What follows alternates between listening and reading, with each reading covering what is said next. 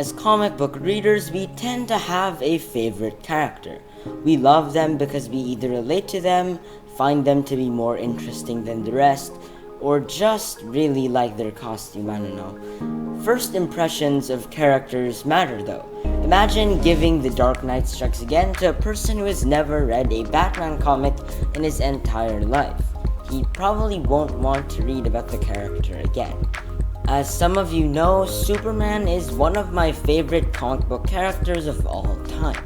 And I don't think I would love the character as much as I do now if it wasn't for one of my first exposures to the character in the comics medium, Superman's secret identity.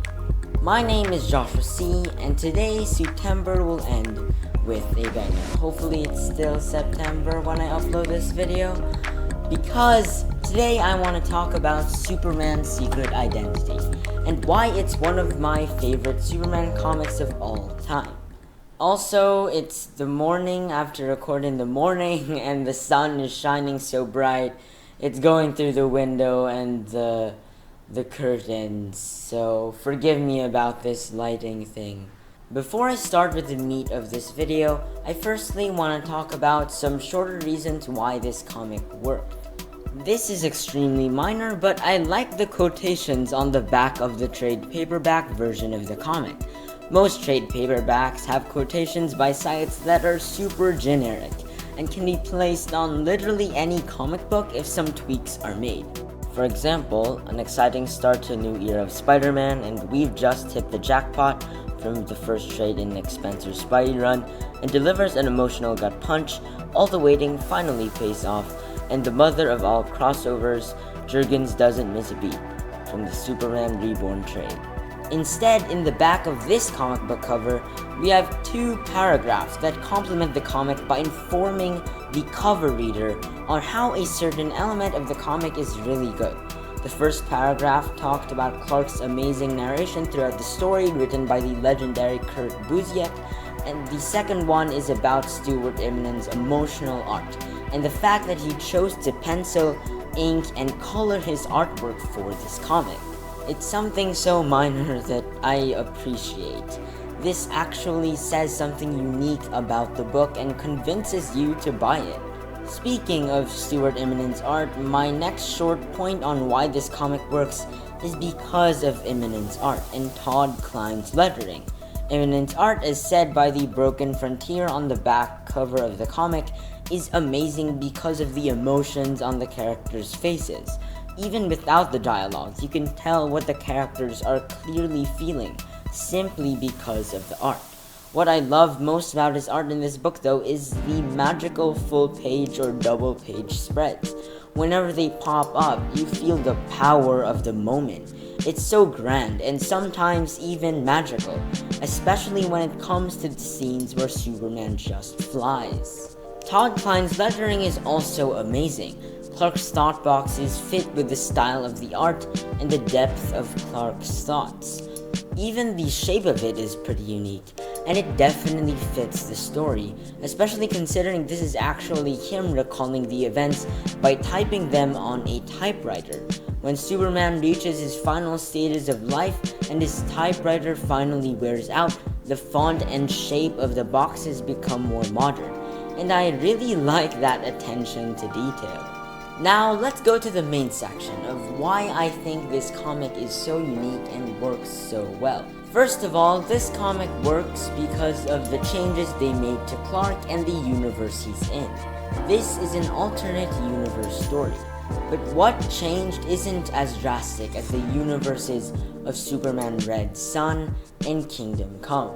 They changed something that you might think isn't that significant, but it made the comic different enough to be a fresh breath of air while also staying true to the character of Superman.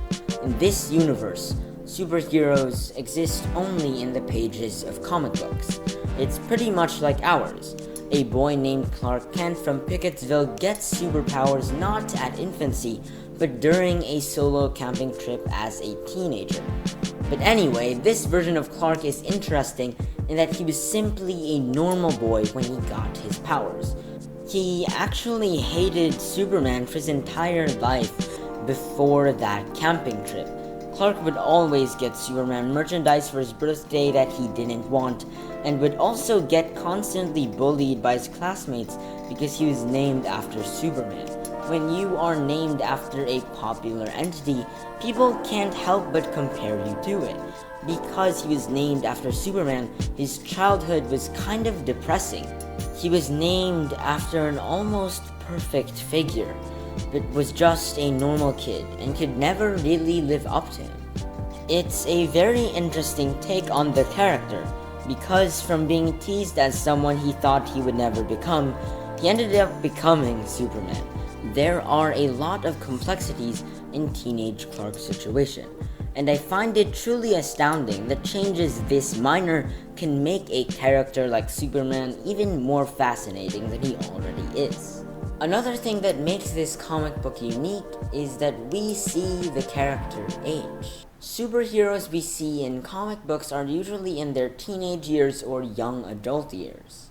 They usually never move past that, although in recent years some characters have grown, but the rest kind of stay their age for decades. And even if they're kind of old, like Rebirth's Batman being 40 years of age, I believe, adulthood's never really explored in that title.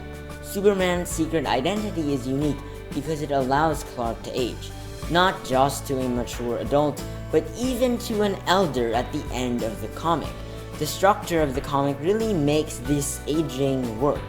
Each issue of the 4 features Clark in a different stage of life. We see him as a young teen figuring himself out in issue 1, a young adult finding love in issue 2, a worried man about to have his first child in issue 3, and an elder looking at the legacies left behind in issue 4. Seeing him grow over time is really cool, and kind of gives us a closer relationship with the character. We see him miss his twin daughter's birth because of Superman being needed at the time. We get an overview of his powers deteriorating over time due to aging. It's stuff like this that I find so interesting. I am not an adult, and not an elder of course, but this comic kind of gives me a glimpse of that, and it's something I really appreciate about the comic. This leads me to the biggest reason on why I think this comic works so well, and that is because it focuses on the internal struggle of Clark Kent rather than an external battle. There isn't really an epic matchup between Superman and a villain. The biggest threat to Supes here is the government. Instead, the comic focuses on the life choices that Clark has to make. It is called Superman's Secret Identity for a reason. In each issue, Clark makes a big decision, and it mostly involves his secret identity. In the first issue, Clark forsook the idea of using his powers for money and fame, but instead decided to keep his identity secret, finding joy and peace in his secret. In the second, he realized how lonely his life could be sometimes, and finally shared his secret to someone he knew he could trust. In the third, after close encounters with the government, he realized how important his secret identity is in order to protect the ones he loves. In the fourth and final issue, he finds out that his daughters are superheroes, but instead of rushing to ask them why they kept this a secret from him, he respects their decision and waits for them to tell him about their life as superheroes. This is by far one of the best interpretations of Superman, and that's because we are allowed to see so much of him. We see his thoughts, feelings, and emotions. We see the good times and bad times in this version of Clark's life. Through Clark's narration all throughout the comic, we get to see him in an intimate way and can end up relating to at least one stage in his life. This comic is not about the powerful exterior of Superman, but the human interior of Clark Kent. Superman's Secret Identity is one of the best comic books of all time, because it takes advantage of being an alternate universe story. It stays true to the character of Superman, allows us to see Clark age over time, resulting in a story that touches on topics usually unexplored in superhero comics, and finally turns away from grandiose battles to tell a much more personal and relatable story about life that makes us love Superman way more than we already did.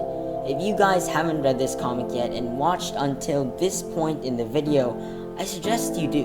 it made me interested in the character of Superman, and he is now one of, if not my favorite superhero of all time. Thank you so much for watching this video. If you enjoyed it, please leave a like, and if you want to see more, subscribe and tap the notification bell to get notified whenever I upload a new one. Hopefully I can finish editing this video by the end of September and releasing it, because as of now there's only 3 days of September left. So hopefully I finish it in time. If I release this on October, I'm sorry. But anyway, I'm at 150 subscribers now, so that's super fun. It's kind of weird looking at the number since I'm not usually used to it being that high. But thank you guys for all of your support. My name is Joshua C, and I will see you in the next comic book video.